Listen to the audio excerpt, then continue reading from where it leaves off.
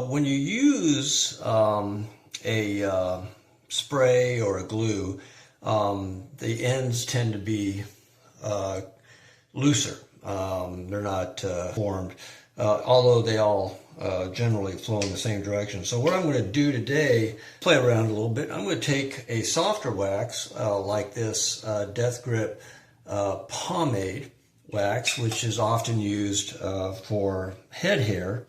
And I'm just going to take a little bit and I'm going to apply it to the ends.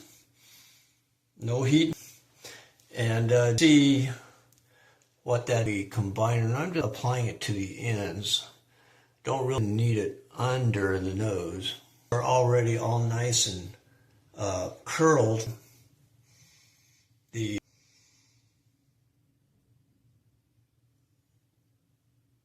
styling that's coming together nice. Those curls are looking really nice.